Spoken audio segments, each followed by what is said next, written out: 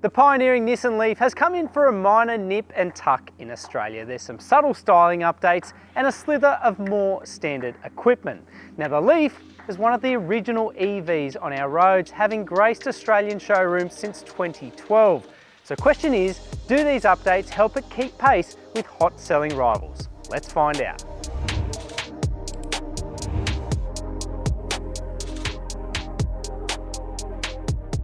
As facelifts go, changes to the LEAF for MY23 are very minor in nature, extending to a new switchable digital rear view mirror, plus a new Canto pedestrian warning system which operates at low speeds to warn pedestrians of the LEAF's movements.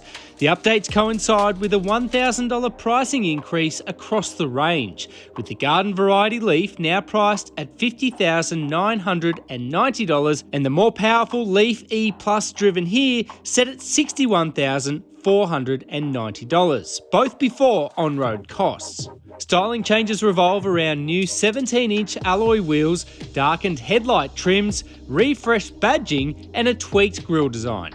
As before, the flagship LEAF E Plus driven here runs a more powerful 62 kilowatt hour battery, which in turn provides charge for a more powerful motor, displacing 160 kilowatts and 340 newton meters. The translation of all that on the road is a 0 to 100 time of 6.9 seconds, but a carryover range, even with the fitment of those new aero-friendly wheel designs.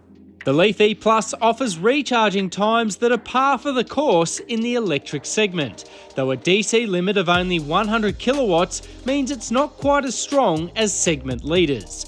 Its larger battery capacity delivers a claimed 115 kilometres in additional range over the standard model.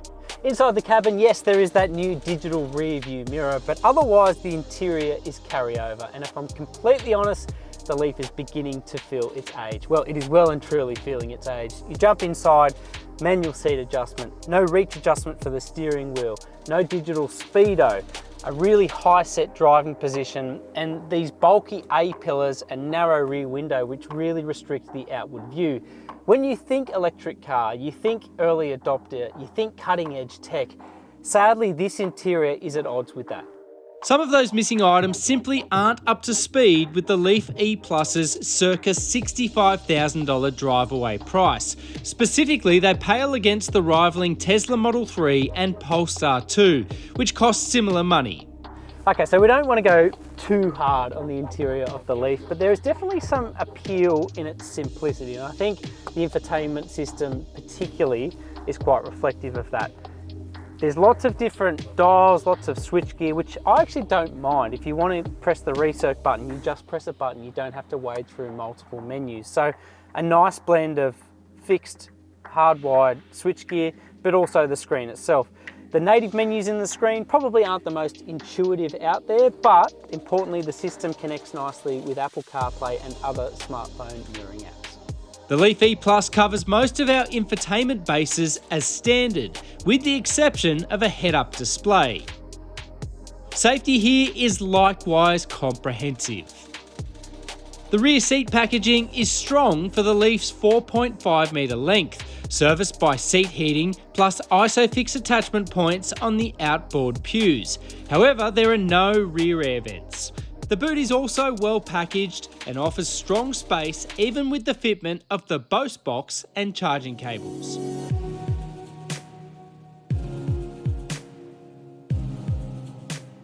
Okay, so we've established early on that there are no fundamental changes to the LEAF underneath, so not surprisingly, it drives exactly the same as before. For me, that's a mix of good and bad, because in a sense, this car is stable, it's sound, it does everything you really want it to in regular conveyance, but at the same time, it is really beginning to feel its age. You jump inside and you can immediately tell it is set on an older style EV platform, because you are set quite high in the driving position. You're not able to get right inside the cabin to really cultivate that kind of feel that you want behind the wheel. And its ride and handling mix is good, but it's not really leading the segment in any one way. For me, the LEAF tends to let itself down in some of those 1%er areas. The obvious one from the outset is probably the brake pedal action. It feels spongy and really long in its action. It's almost like a throwback to EVs and hybrids from 10 or 15 years ago. It doesn't live up to the bite and the feel offered in a modern rival. The other thing, when you think EVs and cars like the Kia EV6 come to mind, you're thinking vehicles that are set on a massive, almost 3 meter long wheelbase. That means you've got great coverage of the road and a big area to displace both bumps, but also to shift all that weight during changes in direction. Sadly, the LEAF E Plus doesn't have that, so there's a little bit more pitch and roll, and it's not quite as composed as it could be, or athletic as it could be during changes in direction. But all in all, I think what you're getting here is something that is stable and is sound. It doesn't really sort of set any new benchmarks, but for a lot of people, it's pleasant and it's really going to tick the box in terms of driving traits. Acceleration here is sprightly rather than all-out explosive, with the LEAF E Plus capable of a claimed 6.9 second 0 to 100 sprint time. Rolling acceleration is pleasing, with no problems in overtaking or changes in speed limits.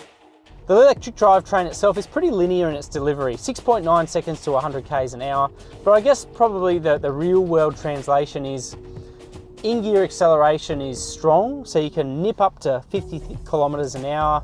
You can accelerate adequately for overtaking maneuvers, and that transition from 50 to middling speeds of 60, 80 kilometers an hour, they're never a stretch with this drivetrain. So it does all of that comfortably. Then there's the range. So yes, officially you're getting that headline figure that I mentioned earlier, but in practice, it's probably closer to about 320 kilometers. When I picked up this car, it had just 10 kilometers on the odometer, so hard to kind of gauge a real world reading just yet. I think reliably, you're probably going to be seeing between 300 and 320 k's in practice, depending on your driving style. The LEAF E Plus continues with a 5-year unlimited kilometre warranty, while servicing intervals are likewise par for the course. Not quite as sharp as some rivals, yet not a million miles away either.